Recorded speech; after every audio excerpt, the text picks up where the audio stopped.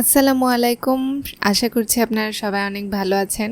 আলহামদুলিল্লাহ আমাদের নওগাঁতে অনেক বৃষ্টি হচ্ছে আর বৃষ্টির কারণে ওয়েদারটাও অনেক ভালো। আজকে দুপুরে আমাদের যেগুলো তরকারি রান্না করা হয়েছিল সেগুলো দুপুরেই খেয়ে শেষ। তো আম্মু বলছিল একটু অন্য তরকারি রান্না করবে। আমি আর আব্বু যেহেতু খুব ডিম ভুনা পছন্দ করি, আমার আম্মু অনেক সুন্দর করে ডিম ভুনা বানাতে পারে। আম্মুর হাতে ডিম ভুনা খেলে কেউ আর দ্বিতীয়বার কোনো কিছু খেতে চাইবে না। আম্মুর ডিম ভুনাটা অনেক ভালো হয়। তো আজকে যে আমাদের রাত্রে ডিম ভুনা করা হচ্ছে, ডিম ভুনা করে আমরা ভাত খাবো। আমার ছোট ভাই যেহেতু ডিম ভুনা পছন্দ করে না, ওর জন্য ডিম ভেজে দেওয়া হবে। আমরা 3জন ডিম ভুনা খাবো। অতিরিক্ত পেঁয়াজ দিলে একটু নাকি মিষ্টি লাগবে, তো আম্মু একটু আলু কেটে দিয়েছে ঝুরি করে।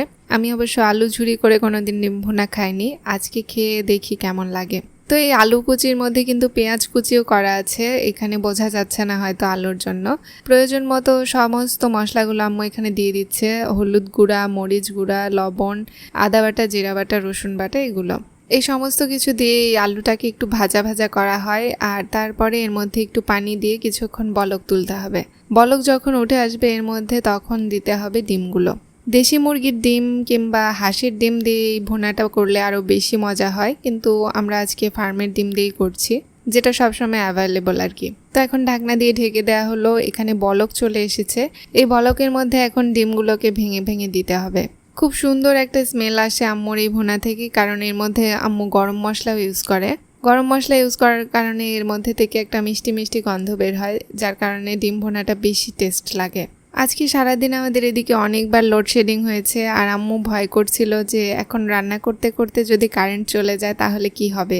এই রান্নাটাকে নিয়ে আবার উপরে চলে গিয়ে চুলায় রান্না করতে হবে, আর চুলার রান্না করা যে কতটা মুশকিল সেটা তো সবাই জানেন। যাই হোক, আলহামদুলিল্লাহ আমাদের ডিম ভুনাটা হয়ে গেল আর লোডশেডিংও হয়নি। তো এখন আমরা খেতে বসেছি। ঝরঝরে ভাত নিয়েছি আমি।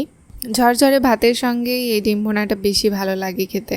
আম্মু আমাকে সবার প্লেটে প্লেটে দিতে বললো, তো আমি এখানে সবার প্লেটে ভাত দিয়ে নিয়েছি। তারপরে তরকারিগুলোকে দিলাম। প্রথমে আমি আব্বুকে দিলাম, তারপরে আমি নিয়ে নিলাম, আর আমার নেওয়ার পরে আম্মুকে একটু দিলাম। ছোট ভাই যেহেতু খাবে না ওর জন্য এটা না, শুধুমাত্র আমাদের 3জনের জন্য। ডিম ভুনা যত তেল তেল হয় খেতে কিন্তু আরও বেশি ভালো লাগে। তো আজকের ডিম ভুনাটাও তেল তেলাই হয়েছে, খেতে মাশাআল্লাহ এটা অসাধারণ হবে। কারণ আমি খাবারের গন্ধ শুকলে বুঝতে পারি যে এই খাবারটা টেস্টি হবে আর এই খাবারটা টেস্টি হবে না।